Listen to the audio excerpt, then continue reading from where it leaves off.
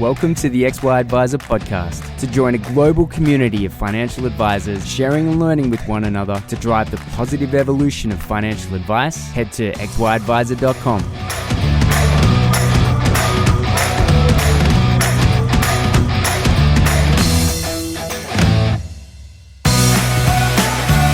G'day. How's it going? What do you know? Striker like Clayton here from XY Advisor, chatting with Paul Giannotti. Thanks for coming on, man. Thanks very much for having me. Cheers. Yeah. So I was discussing this with Emily the other day. You are like the Justin Bieber of XY. and by what I mean by that is that a compliment? It's definitely a compliment. It's either Justin Bieber or Selena Gomez. One of them has like the most followers, on Instagram. By that I mean, if you go to Discovery on xyadvisor.com, if you go to Discovery and it says the top courses and the top communities, and you're like in the top for both of those. Oh, cool. Oh, nice. Yeah, that's great. It might be Cristiano Ronaldo. Maybe he's got the most followers on Instagram. I never really know, but you're like the. Gary Vee says, whenever a new platform starts, you should jump on. And if it goes anywhere, great. And if it doesn't, then who cares? But if you start early, then you end up being the number one. So yeah, that's when we sort of look at XY being an extremely infant stage of where we're sort of headed. And you're the first sort of standout from my mind. So congrats, first of all. Awesome. Thank you. No, that's the exciting thing, is being part of the community, trying to build it up. And it's that going back to that whole know, like, and trust ability thing, is getting to know people, delivering value, and just being there over time, so that when they're ready to take the next step, they might give me a call, talk to our team, and see how it goes from there. 100%, man. I mean, the strategy is so straightforward, and for the advisors that do it themselves, it works really well. And basically, we like to buy in the exact same way. We just want to make sure that we know who it is we're talking to. It used to be that you had to sort of go into a meeting with someone, you didn't quite know who they were, and they had an hour to convince you, right? Yeah. So to tell you everything about themselves and then, hey, become a client. These days it's like, no, I want to spend a couple of months or years, figure out who the hell you are, and then we'll when I'm ready, we'll go from there. And that's typically how people now purchase things. And it makes the whole sales process a lot easier too, because you've already built that trust. They know you, they like you, they know what you're about, and you don't need to do the convincing. It's already been done. And you can also often move some of that, the sales type strategy stuff, the discussion, before even having the call. So they're even more pre-qualified to want to work with you, so that when it comes to the call, it's just like, all right, what are we going to do? Yeah, 100%. In fact, the better your marketing strategy and process is, the smaller your sales strategy. So if you got to get someone from 0 to 100, if you've got a really good marketing strategy, you get them up to 99. You just got to literally just shake their hand and they're like, hey, exactly. I'm a client, right? So a lot of this stuff I've learned after, funnily enough, because when I used to have my practice, I had a pretty good system set up, but it was not great. And I've learned so much more since then. What's your connection with financial services? Do you have a background in it, or have you just decided to nail financial planning as your marketing speciality, or what? Yeah, it's kind of the latter. Over the last 3.5 years, I was managing a digital agency with a partner before I went off on my own. And we worked with a lot of professional services, a lot of financial advice guys, got some great results for them. But I guess it's like a bit of a selfish thing, in that I came to a point in my life where I was trying to sort out my finances, and I was reading a lot of books on, investment strategies, what I'm going to do for my retirement, planning everything, getting everything all set up. And I just came to realize the value of financial advice. And then I thought, well, I've got the skills for it with, getting good results for these guys. Why not get the best of both worlds and work with them as well, get to pick their brain, understand their best strategies, and learn at the same time. So it's kind of like a bit of a win-win. I love that. Yes. I'm a big fan of, basically, if you can learn while improving someone else's business, that's absolutely a win-win. And especially if you end up becoming a specialist, I mean, that's fantastic. So walk us through, if you would, sure, what your high-level strategy is for advisors to get new clients. So I start to look at the low-hanging fruit first. So that's generally like someone actively searching. So if you think about the levels of awareness, you've got a large part of your potential clients who are unaware. They don't even know they've got a problem. They might be your ideal client, but they don't even know they've got a financial advice problem, or let alone that they need to see an advisor. So they're unaware. Then there's people who are know they've got a problem, and then they need to find a solution for it. So they're looking for solutions to the problem. Then there's people who are aware of the solutions, and they're actively understanding the strategies and comparing the solutions. Then there's people who are looking at the actual providers who can deliver the solutions and comparing those, and then making a final buying decision. So it's kind of like understanding that pathway means that you can build strategies to attract people at different levels of awareness. So at the tip of the spear are people that are actively searching. So you usually start there first, because that's, I guess you could call it, the most qualified traffic that you can buy, is people going into Google, actively searching for, putting in buying keywords for the topics that you deliver service to. So if someone searches financial advice Sydney, or financial advisor Sydney, or best financial advisor Sydney, that's really highly qualified traffic to buy. And you definitely want to advertise to that and own that, as much of that as possible, and not let it go to the competitors. So you start there. So then it's looking at those two channels. So you're splitting search into pay-per-click and then organic. And you want to be on both, obviously. Like, I've talked to clients, and we'll actually just bring up the search results page, and then you'll see the ads at the top. Often when there's a location search, you'll see the map, and then you'll see organic listings. And you want to basically own as much of that real estate as possible. So you don't want to pick one or the other. You want to do both.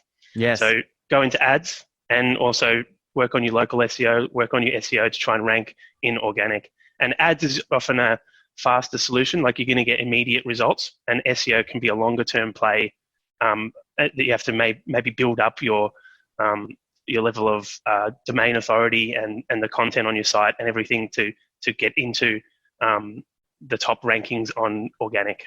So kind of like start there.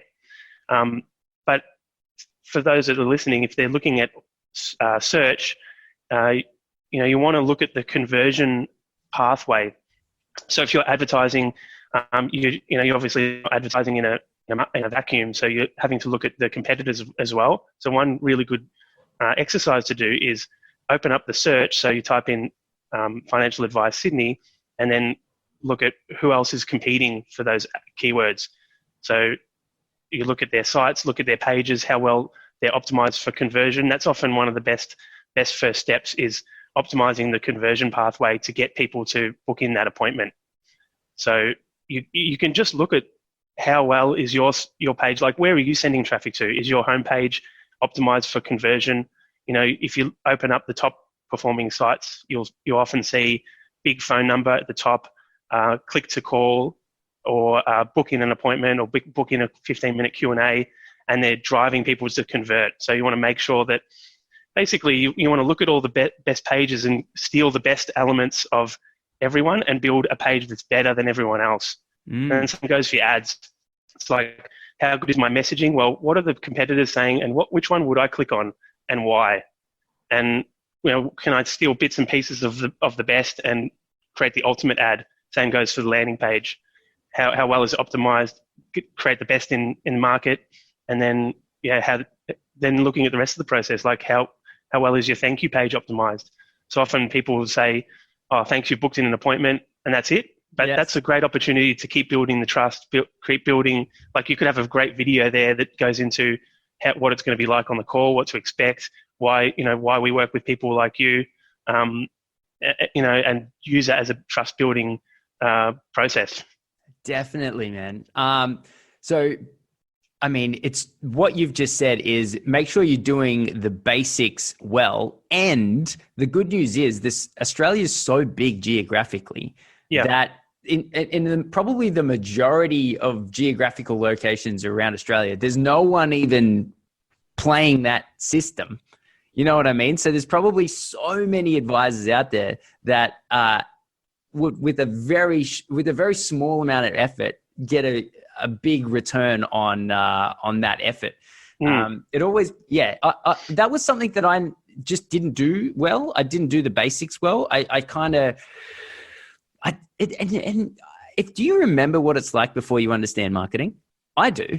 I really remember what it's like. What was it? Because I started learning it when I was like 18 or something, 19. I was reading copywriting books and stuff. Well, there you go. So I had no idea. If I was to, I literally opened my first financial planning company at 29 and I think 360 days or something. I had a couple of days up my sleeve before I was age 30. And I knew exactly zero about marketing. Zero. And where I started, there was a small marketing budget that we were allowed to use for marketing. And so I bought golf balls with logos on them. Yeah. Yeah. I had no idea what did you do with them? I threw them out years later. Okay. Because there was absolutely nothing to do. I had no idea what the point of marketing was.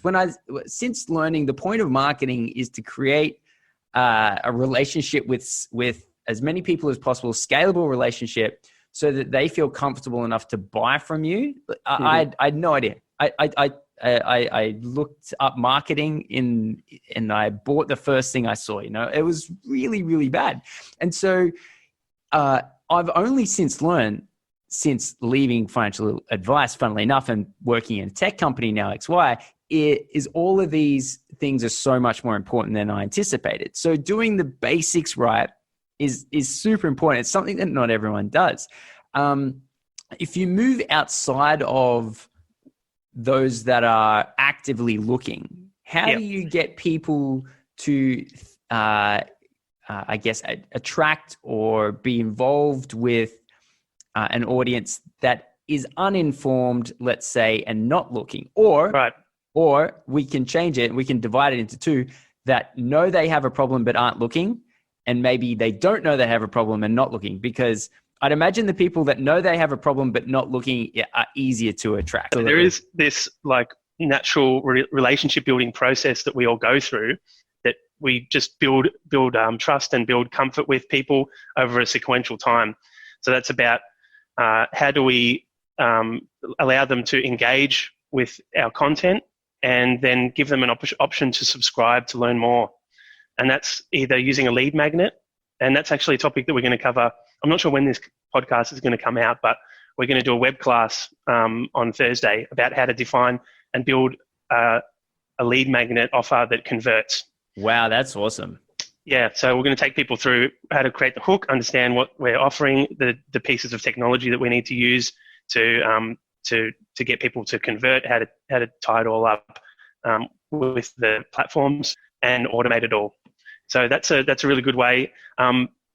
Offering a newsletter is a great way as well, like allowing people to subscribe to your newsletter, getting them onto your social channels, building a group like Adele's talking about, building a Facebook group, or it could be a Slack channel or anything else that allows people to learn more about you. All of those are ways of basically allowing people to put their hand up and say, hey, I'm interested, I want to learn more about you, but I want to do it in a way that's not risky. So like booking a call can often be perceived as risky because you're not sure.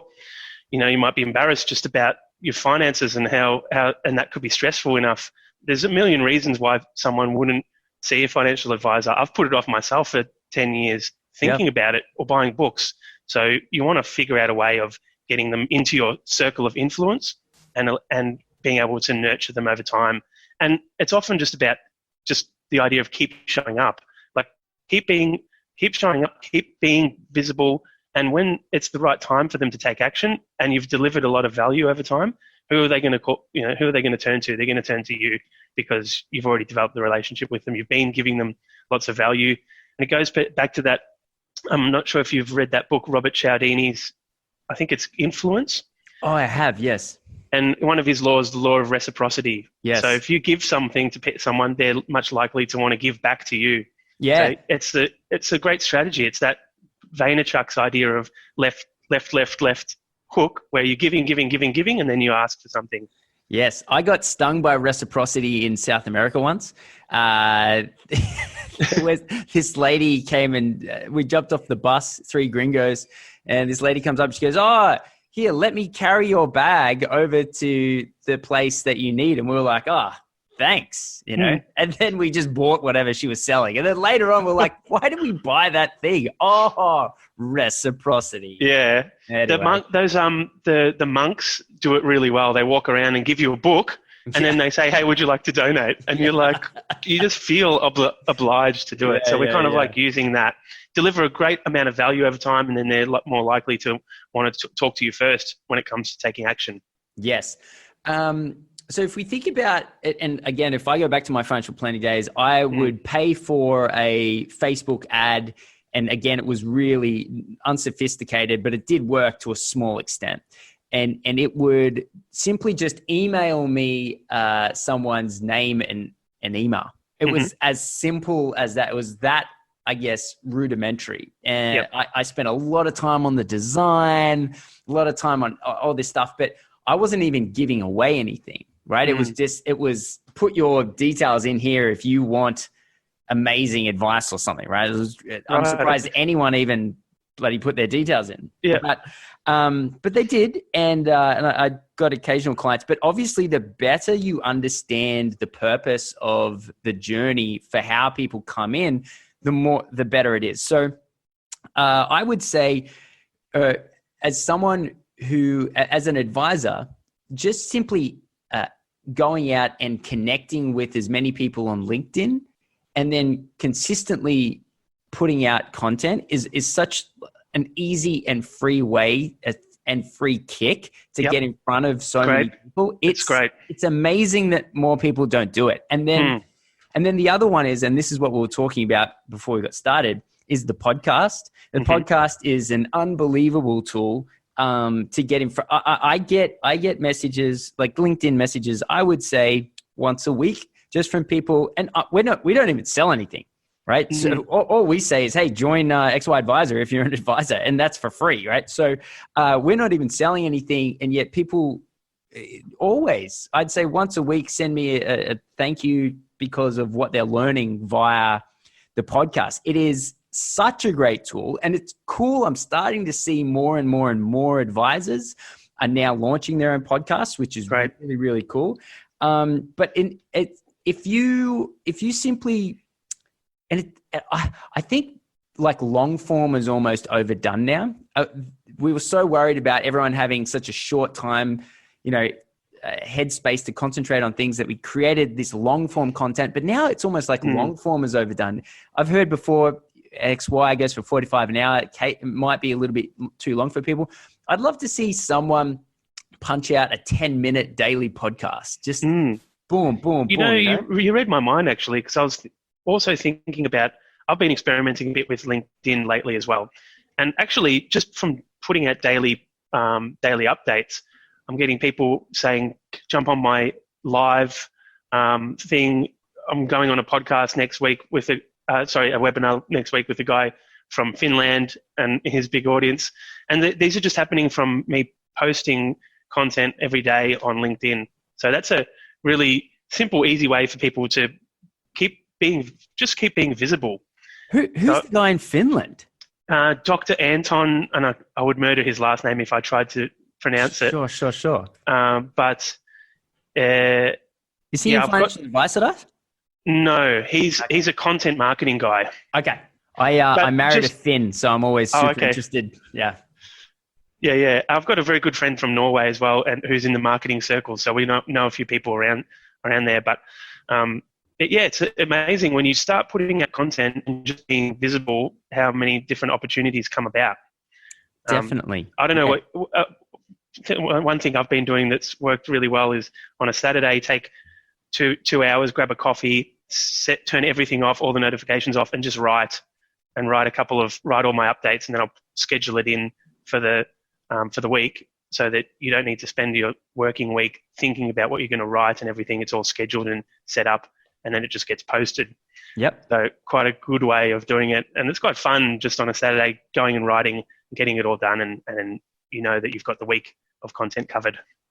One of the things I saw you write the other day was when your clients are lying awake at night worrying about things, that's what you should write your content about. It was something really short and simple that I thought that is 100% on the money, 100% on the money. So I come from a background of doing pay-per-click ads and Facebook ads, and you kind of got to think, going back to your question before, how do you attract these people?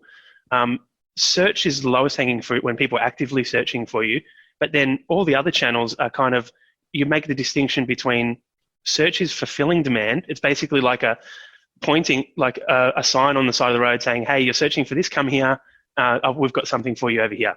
But then everything else is demand generation, and you've got to, it's sort of, you could call it interruption marketing. You've got to interrupt people on Facebook, on their, they could be cooking dinner, they've got text messages, they're scrolling through feeds, they're doing their brothers, sisters, husbands, kids, new baby, like cat videos, all of these things that are grabbing their attention, thousands of messages a day. So you've got to speak to the things that are the compelling things that people have issues with that are driving them. And it's usually, problems that they can't solve and their dream that they want to achieve, but they're getting held back from, things that are viscerally bothering them, tapping into those things and showing that you understand their problem, where they're at. I've been really loving this. I don't know if you've read The Story brand, the idea. I haven't. Hero's Journey. I've heard a lot of people talking about it. Is it new? No, the guy written by a guy named Donald Miller. He's a screenwriter, and he went at some point. He was going to market his business, and the story goes he went back to his cabin, and he went through so many different stories and identified this, what's called an archetypal story, the hero's journey. And he found it in books, in ancient stories, in all so many of the movies. And if I tell you about it now, you'll probably get it, because it's such a hardwired story that everyone connects to. So it's basically, you've got the hero who has a problem, a challenge. So it's usually an external challenge, like an enemy or a force that they're doing battle with, a problem, or an internal problem, which is usually self-doubt and can I be the person that I want to be, or am I good enough? And that's really, really quite an important one, because everyone feels that way. Everyone identifies with that, and that's the internal challenge we all go through. So the hero has a problem that's preventing him living his dream, but he meets a wise guide. The guide gives him a plan, and then he uses the plan to do battle and live his dream, basically. So if I tell you, like, the classic story is the Star Wars story. So Luke has a problem. He's fighting the Empire. He doubts himself and his ability as a Jedi. He meets Yoda, who is the guide, who's the wise, authoritative guide. And then he gives him a plan, which is the Force, and then he uses the Force to conquer and become a Jedi and live happily ever after. And this is represented in so many different books and stories that Hollywood uses this, because we're just hardwired to tap into this storyline. And you can apply this to your own marketing. What we see often is so many businesses that they position themselves as the hero. So you go into their website and it's all about how many accolades they've got, the awards they've won, look at our office, this is our team, how good we are. And that stuff's important, but it's not the stuff that really, really matters to the prospect, the person that's looking at it. They care about themselves. So then it works so well with financial advice, is that you position your clients as the hero, and you are obviously then the wise guide. And what do? You give them a plan, which is the financial advice plan. And then they can use that to overcome their challenges and live their dream. And so if you think about it like that, it makes positioning your messaging so much easier when you focus on the ideal client, their position, and how you're going to help them live their dream. Yeah. I mean, now that you say it, it makes a lot of sense. It is amazing that I'm really bad at this, making what it is that you're so focused on, which is your company, the hero, whereas you should be making the other people the hero. I mean, as soon as you say that, it's like, yeah, duh. Why was I promoting Hill Ross Silverstone? I should have been promoting the fact that Hill Ross Silverstone can help you achieve what it is that you want. Yep, out of life. Exactly. Yeah. Yeah, so and then it makes your marketing easier because it's not then about you, but more about how do you understand your clients, what they're going through, showing that you vibe with that, you get them, you understand the problem, and then helping to define the problem, and then showing them, then also talking about why you're the guy, why you're qualified, that you've done this before, you've helped people like them before, and then here's the plan, and you can use this methodology through your website, through your messaging on email nurture sequences, even on videos that you do. You can even split it down into the different services. So you might have a little story like that for each of your main services that you offer. Just makes it a lot easier when you shift the focus from you and promoting myself to helping how I'm going to help the other person get what they want. Yeah. And so how long have you been doing, you said you were reading this copyright at 18. How long have you been doing this for now? So I had a bit of an unconventional career in that as soon as I finished uni, I left to travel, went through South America and basically traveled until I ran out of money. Ended up in London, and I was really lucky to nab a job at a really good digital agency at the time. And I started doing Google PPC ads, the pay-per-click ads that we were talking about before. And I just fell in love with marketing then. I was about 22 then. And it's the art and science of it, because the art comes in, you're writing you're sort of like, and also armchair psychology. You have to understand what people are thinking, feeling, and believing that would compel them to take action, and then try and write the right words that connects that up. So you can write different hooks, the descriptions, the copy, and then you can set it up and run it. And within a couple of days, you get the data back and you know what's worked and what hasn't. So that's the science part of it. And then you can very easily split test and learn over time what works and what doesn't. So I got into that. But I don't know if you've been into London before, but the winters there are horrible. I lasted one winter. And I was like, nah, I've got to get back to Australia or get out of there, because I just love beach and warmth. Came back to Australia, worked I got a job at realestate.com.au and had a good 3.5 years there. Worked my way up there and was doing data and audience segments and supporting the sales team in helping them do pitches to our big clients. But at the time, my ex-girlfriend had she said to me, "Hey, I'm going traveling. I've never done an overseas trip before. I'm going. Are you coming with me?" And I was like, "Oh, got a good job here, good opportunity, but bugger it, let's do it." So we sold all of our stuff, booked a one-way ticket again to Chile, and then spent 6 months traveling through South America. Ended up in Mexico, in Playa del Carmen, which is an hour down the road from Cancun. Yeah, we just fell in love with that place, and decided to stay. So then I was like, all right, we've got to figure out how to do something here. So I went back to the copywriting books and studied everything again. Spent 6 months there building a little portfolio of work. I worked on my dad's business and some friends and family stuff, and got together a little portfolio, built a website, started running some Google ads to the website, people from Australia searching for copywriters, digital copywriters. Lo and behold, got some clients. I was getting a couple of clients a month and some referrals, and built a nice little business from that. And at some point, my old business partner hired me for a job. He was running a digital agency in Brisbane, and we really got along well, saw the world in the same way. And he then hired me. We ended up working every new client that he got on. I was on the job, and I ended up partnering in the business with him and managing that for the last 3.5 years. And this is something I just left about 6 months ago. But the awesome thing is what I love. I mean, personally love to travel. So while managing that business and that agency, I was traveling and living in Asia for 1 year there, 1 year and a half. I lived in 8 different countries and did 2 months at a time in a different country, slow traveling and experiencing what life is like for a local there. So it's the beauty of digital.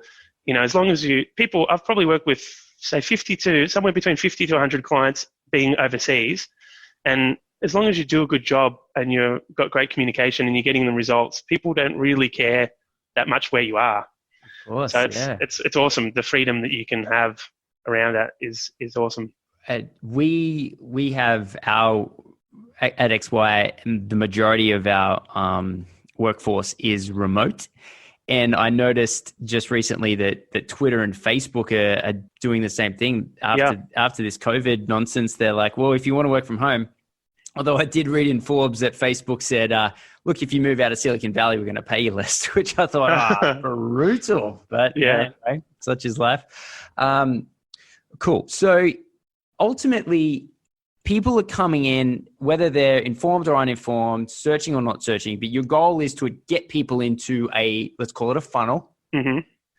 How are you managing that funnel? What's your favorite piece? Do you just simply do really rudimentary like I was doing where I would receive an email with the details? Or is this going into like a Google sheet that's maybe a little bit more sophisticated, zapped in, for example? Or do you like to get it sent to maybe a sales piece of software like Pipedrive? Where is this information going in?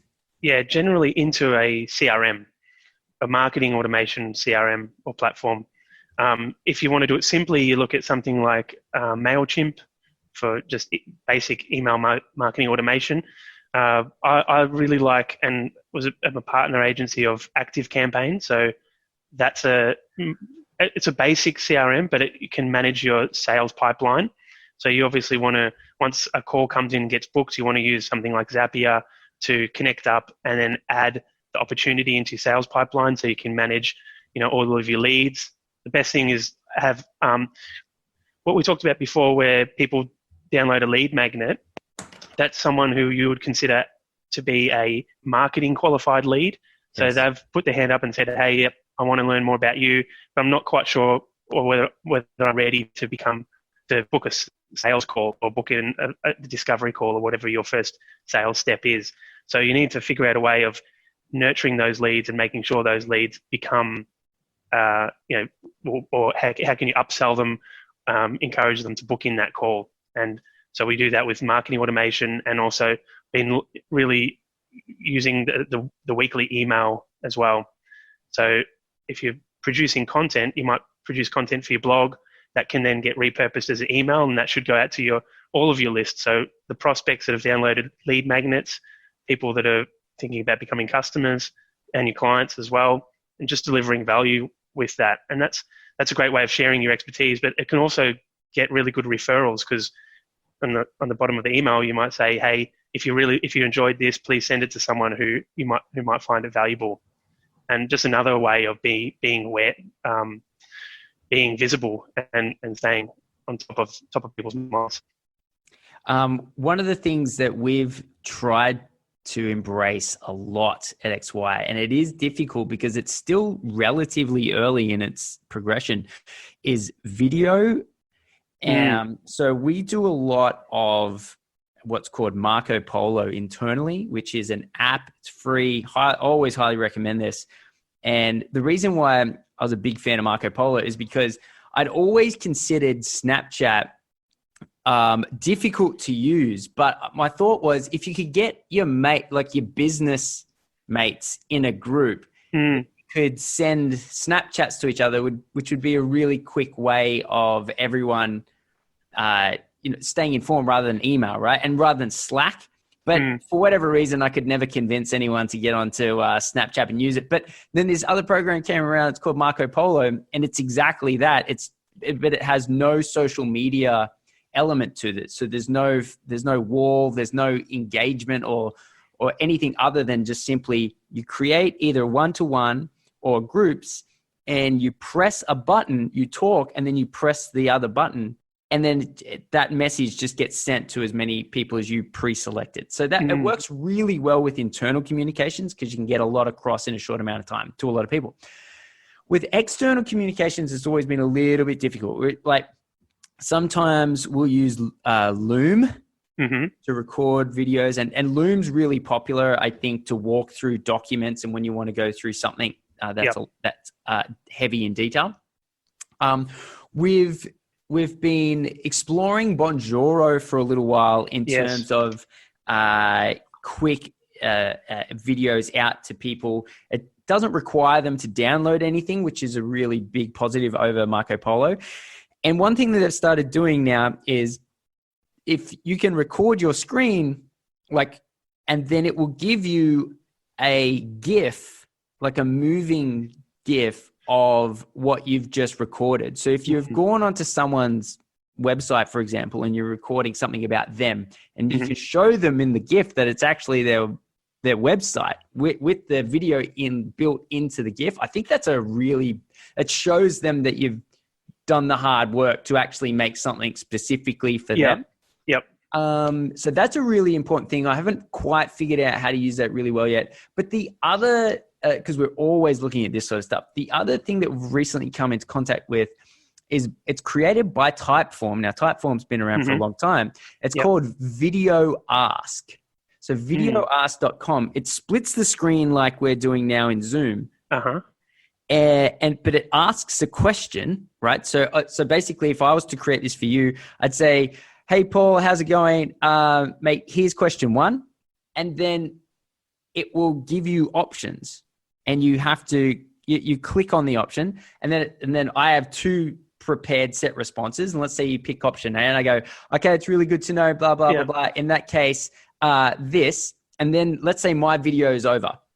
So I've given you a client journey with video, and then mine's over. However, at that exact moment, the other screen allows you to record. So now let's say I've sent it to you. You, without downloading anything, can just hit record and respond back however you like, all in one screen. And so the good, because obviously, especially if I say your name in it, and I don't have to create a user journey. I don't have to create it as data capture. I can just say, "Hey, Paul, good to know that we've got this meeting coming up, mate, blah, blah, blah, blah, blah, blah. If you've got anything you want me to know, just let me know by hitting record here." That 2-way response, I think, is really interesting. So Video Ask is something that we're going to be spending a little bit of time getting our heads around as well. That's brilliant. I think that's a great application when someone books a meeting to say, "Hey, I know who you are. Thanks so much for booking, and I'm looking forward to speaking with you." Just that little personal touch is great. But the other thing, as you mentioned that, I thought this is a great way of capturing a testimonial from someone, right? So you say to them, "Hey, really loving working with you, and I'm really pleased that we've gotten you these results, and you reel off where they were before to where they are now. Hey, would you mind shooting a couple of sentences to say what it's been like working with us and what it has meant to your life?" That's a great use of that product. Yeah. Because video, obviously, written testimonials are good. Then the next level up is a testimonial with their face and like the number of stars, maybe on Google or Facebook. But then a video testimonial probably trumps them all, and you can use that in your nurture series. You can use that on your website. Really, really valuable marketing collateral to have.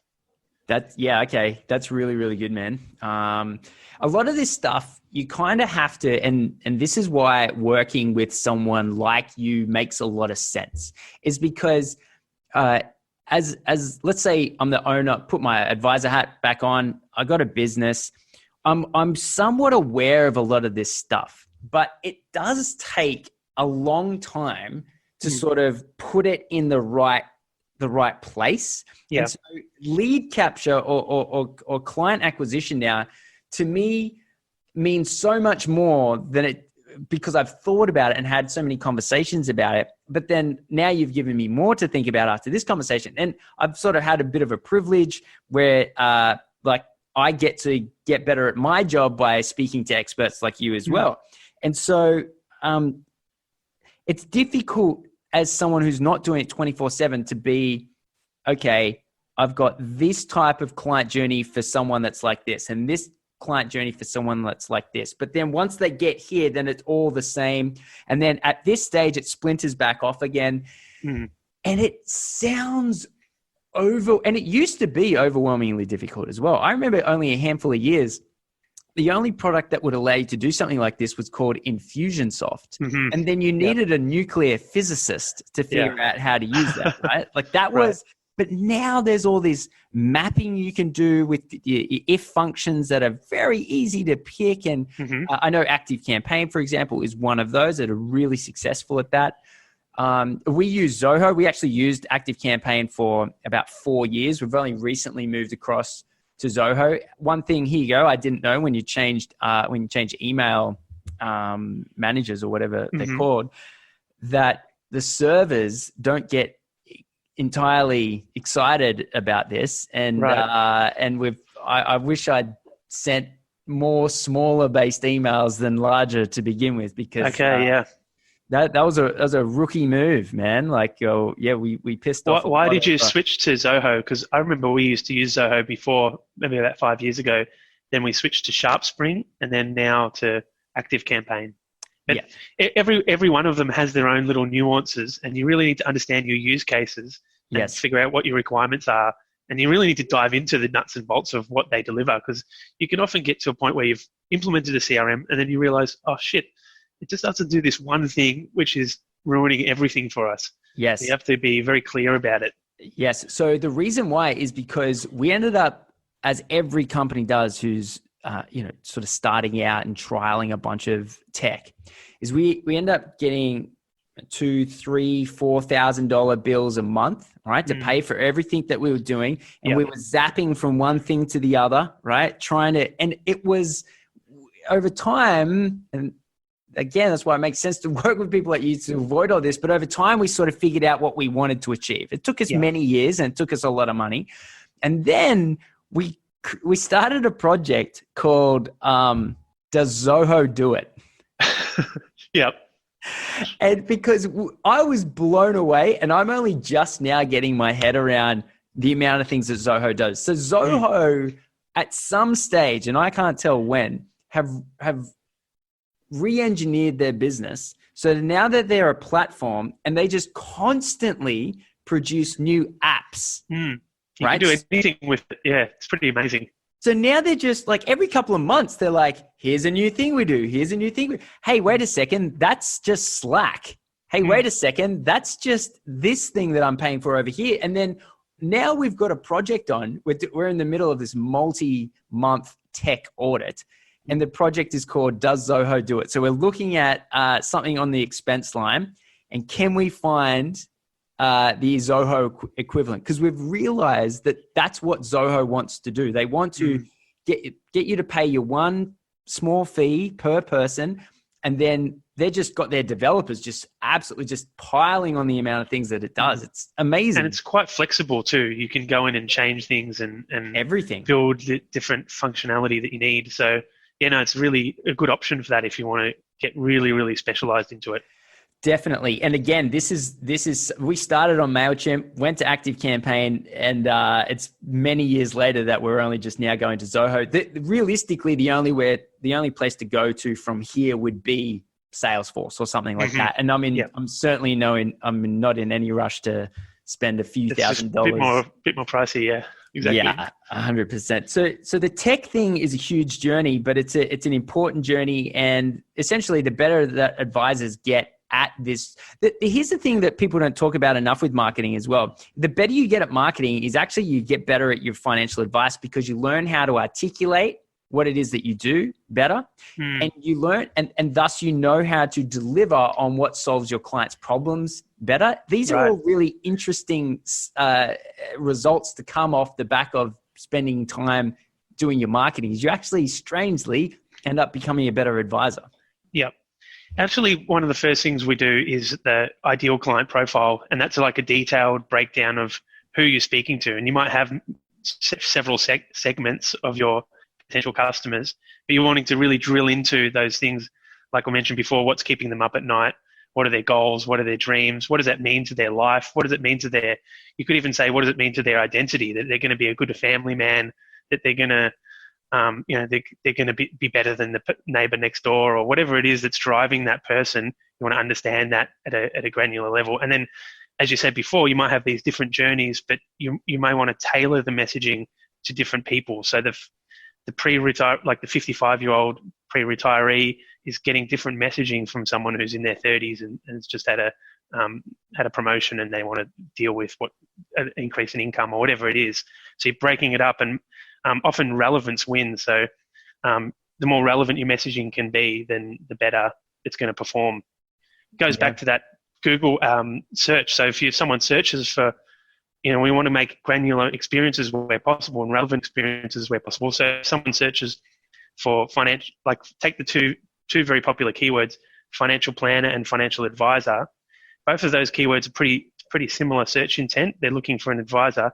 But if you have an ad that says, like if you're targeting financial planner and then you have an ad that says financial planner in the copy of the ad and then a landing page that says financial planner, it's going to perform better than saying financial advisor, just because it's in their mind already. Yeah. So the more relevant you can make your messaging to the problems that are going on, the language and the story that's happening in the client's mind, then the better the whole thing is going to perform from end to end. Wow. Yeah. And you could either do that in a rudimentary way by creating two landing pages with financial planner on one and financial advisor on the other. Right. Or I know that there's even dynamic text now that you can have on websites that, depending on where the link has come from, will update the wording that's used, which that's like, man, that's playing God. How you come up with dynamic text on a website? Have you ever? Yeah, no, we're doing that. That's actually fairly easy. So you just say that, but it seems really difficult. Well, in a basic term, you add. So if your like your website's financialplanner.com, and you add what's called a query string parameter to the URL. So you just add a question mark and then the parameter. So it could be location equals inner Sydney. And if that's in the URL, then you've got another piece of script running on the page that pulls that parameter off the URL and dynamically inserts it on the page. So I'm experimenting with that at the moment, is breaking AdWords down into locations. So when they search for certain suburbs, we may put the suburb name on the landing page dynamically. And I'm trying to figure out how to get my developer to do the actual like background image. So if they search for Surrey Hills, then you've got an image of Surrey Hills. Yeah. And again, it's back to the relevance, like back to them seeing something they understand that's relevant to them, and it gives them more trust. So, that's high level right there. If you can, wow, that's huge. That's awesome. It's going to be. I think it will pay off actually doing that. Not 100%. Yeah, absolutely. When this is something I talk to my team a little bit about as well. Like when someone clicks on something, you just want the next thing you look at to look and feel and sound almost identical, because everyone's so worried about getting hacked and getting rediverted somewhere and or like ending up in a scam, that if it even looks remotely different from the thing you clicked on to the thing that you ended up at, you've immediately got your backup. You're like, oh, is this the thing? So you have to make sure that all of your designs and everything makes sense. So yeah, if you can down to the suburb with your dynamic text on your website, my God, that is advanced stuff. That's good. Man, it's very cool. Hey, so this podcast will go out in a couple of weeks because we're in the middle of a mental health series at the moment. Cool. But so by the time this goes live, your web event would have already been over. But give us a quick rundown of what people can expect to go through if they had been there, and how do people find out more about what you're doing? Yep, we're going to cover how to develop a lead magnet that converts. So basically like develop what we call an ethical bribe for someone to download in exchange for your right to open up a marketing relationship with them and start to market to them ongoing. Looking at love him or hate him, the barefoot investor, what he's done, he used to have a really great lead magnet on his website. So I'm going to use that as a case study. He was converting about 1,000 people onto his list using that every month. Wow. So there's some really compelling reasons why his particular lead magnet was working, and I want to talk to people about why, and then give them an opportunity to give them a framework for how to build a lead magnet that's going to convert people onto their list and build up their subscriber database. So I think you're going to be able to find that in the XY platform. Maybe will you have a recording of it? I don't know. Yes. So we do all of our web events for the XY Plus community. It's just an additional thing that we do for value add for people that pay $30 a month. But there will be undoubtedly some blogs or other content written off the back of that. So I'm sure the wider community will still get access to the general look and feel. And they'll certainly, this is free to air. So how do people find out more if they were to go search for you? Cool. Awesome. Go to authenticadvice.com. You can sign up for my newsletter there, or go into the Authentic Advice channel, the community in XY. Join there. That would be awesome to have you in there, posting in there regularly. I've got a course, Content Marketing Strategy for Financial Advisors, so you can help to get the framework to build an effective content strategy. Or give me a call. Drop a request for a call at my website, and if you need a team to work with you, then we'll be happy to have a chat. But otherwise, we'll see you in the communities. Awesome, very cool. Well, it's been great to interview the Justin. Let's go with Ronaldo. Let's go with the Cristiano Ronaldo of the XY platform, mate. Thank you, sir. For coming Cheers. on. Thanks for your time. Cheers. Bye.